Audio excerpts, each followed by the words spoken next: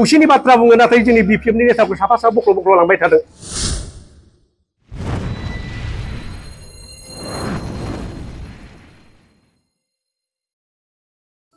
खुलुमबाय बयखौबो फिन खनसे गोदान भिडिअ बरायबाय।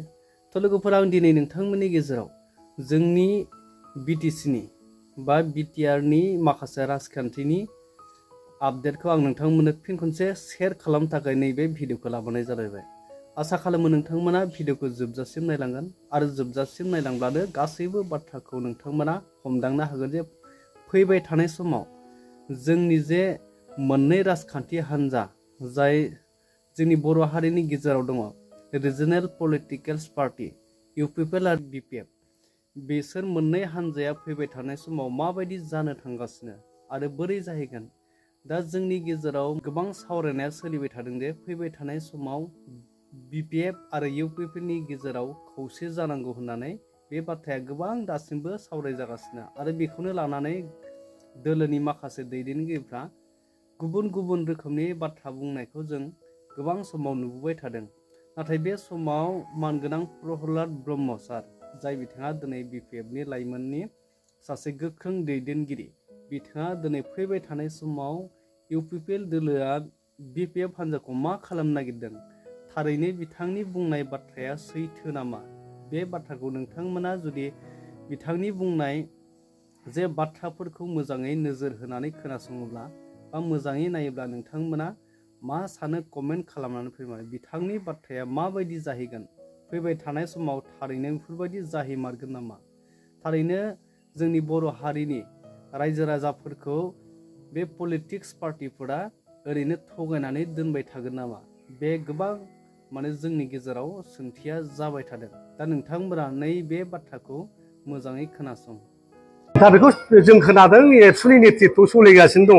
दा बेसेबां जे आगबारिदों बेखौ जों जेबो बुंनो हाथ'वा।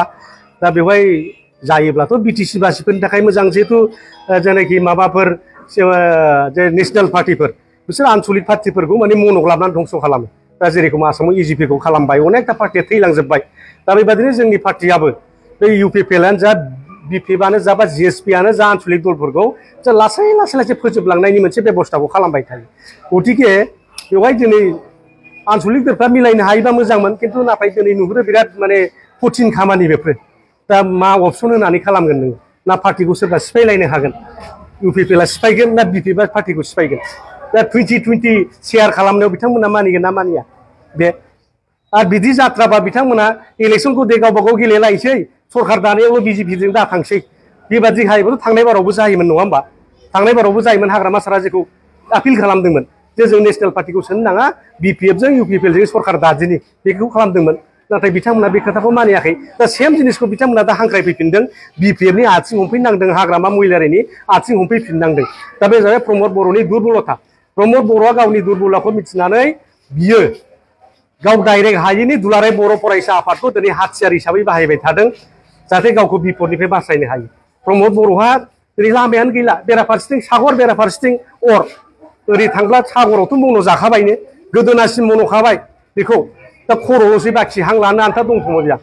दा बेखौ बिटिसि इलेक्सनाव मन'खासिगोन। दा मन'नो होननानैनो हारसिङै गेलेगोन होननानै दिनै बिजेपिआ अलरेडि डिक्लेयार होखाबाय, नङा होमबा?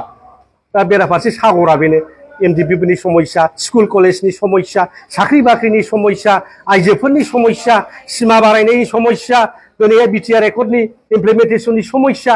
बे जाबाय मोनफा मोनफा अर। बे अराथ' ओरैनो नागारनाय नङा नोंखौ। दा अराव बारसोमनानै थैनो ना सागराव बारसोमनानै थैनो? दा बे लामाखौ आगोर मोनैनि बे एबसुनि फाफ्लियाव गाखोनानै बे हाग्रामा महिलारि सारनि आथिं हमनानै, बे हाग्रामा महिलारि जावनाय नावआव गाखोफानानै बोरैबा रैखा मोनो खोमा, बेखौ दिनै नाजाबाय थानाय जादों आरो मालाय।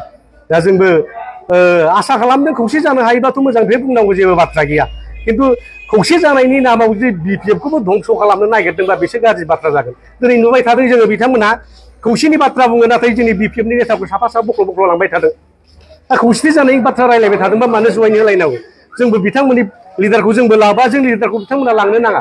देट मिन्स बुजियो बे सायाव बे प्रमद बर'नि हयथ' मोनसे गेम खोमा बादिसो जों दा नुबाय थादों आरो मालाय। दा बेखौ स्पस्ट खालामना होथों, नङा होमबा? एबसुआ स्पस्ट खालामना होदों, एबसुआ दायथ' लादों। बेराफारनैनि लिडार, बिपिएफनि लिडारखौबो बिथाङा कन्ट्रल खालामदों। UPPLखौ कन्ट्रल खालामदों बे दिपेन बर' बिथाङा बा दुलाराय बर' फरायसा आफादा आं दिनै बिथांमोनखौ आपिल खालामहरगोन खुगाफोरखौ बयनिखौबो सुथे नङा होमबा दिनै राकेश ब्रह्म बिथाङा दैखौ होनलाबाय थादों हाग्रामा महिलारि सारा सिब जालानो माबा गुवाहाटियावसो माबा केबिनेट मन्थ्रि जाहैसिगोननो बेफोर बे बानसावनाय बाथ्रा बे उराबातरि बाथ्रा बे उराबातरि बाथ्रा रायलायनानै जेबो दिनैसिम थिरांथा लानाय जायाखै जोंनि पार्टियावबो माने बेखौ जों जेबो मिथियाखै गथिखे बेफोरबादि माने गोदाव सोराव माने बिपिएफखौ फान्ड लानाय मानाय बेफोरबादि बाथ्राफ्रा जाहाथे बन्द जायो आरो बेखौ कन्ट्रल खालामनांगौ दुलाराय बर' फरायसाफ्रा आं दिनै बिथांमोनखौ माने गेबें गोसोजों गोसो गोथारै दिनै खावलायहरदों दा बिथांमोना हारसिं गेलेबाथ' जोंहा बिपिएफआ जोंनि थाखाय मोजां मानो होनबा थांनाय बे बिसायख'थि बेवहाय जों 50,000आव जेनदों दा बेवहाय हिसाब खालामबा नायनो UPPL आरो BJP हारसिं गेलेनांगौबा बिथांमोना UPPLआ दिनैहाय माने 3 नाम्बारनि पार्टिबो जानाय नङा बिसोर 4 नाम्बारावसो थाहैगोन आरोखि सासे सानै देरहाबोगोन ना देरहाबायबो सन्देह दिनै प्रमद बर'आ गावनि समस्थियावनो हां थोनो थिफुं ICUआवसो दङ गयबारि समस्थियाव जे प्रमद बर'आ देरहागोन ना देरहा बेनि सन्देहसो दिनै बिथाङा जागासिनो दङ गतिके एबारनि बिसायख'थियाव UPPLआ हयथ' 0 आउट जानो हागौ जों अपारेशन अल आउट बेखौ दिनै स्टार्ट खालामबाय अपारेशन अल आउट जागोन बे UPPLआ दा बे अपारेशननि नामखौ जों होदों एबाराव प्रमद बर' हाथाव BTC बासाव एबारसो आसल अपारेशनाव जों नामायदों थांनायाथ' MP इलेक्शनसो नङा होमबा MP इलेक्शनाव जेनबाबो जेबो खथि खालामा BTCआव जोङो 10 बोसोर नुबाय हिरा सरनिया दिनै MP जानानै थाहैदों खिन्थु BTCआव हाग्रामा महिलारिखौ जेबो खालामनो हायाखै बे नंगौना नङा दा बे जाबाय बास्तब छबि दा ओंखायनो दिनै जयन्त बसुमतारी दिल्लीयाव थांना मा मावनो हादों हायाखै दाख्लै नोंथांमोना बिथांनि मेडेन स्पिचआवनो नुबाय नङा होमबा बे खालि दुबसि एयारपर्टनि बाथ्रा बुंदों माबा बाथ्रा बुंलाबायदों खिन्थु बिथांनि बेयाव थांनायनि उद्देश्यआ मा BTR एकर्डनि दफाफोरखौ इमप्लिमेन्ट खालामनायसोमोन दा बिथाङा गावनि मेडेन स्पिचआव बेखौ बुङाखै माने मा बिलाय बे सासे बेर्थ नेता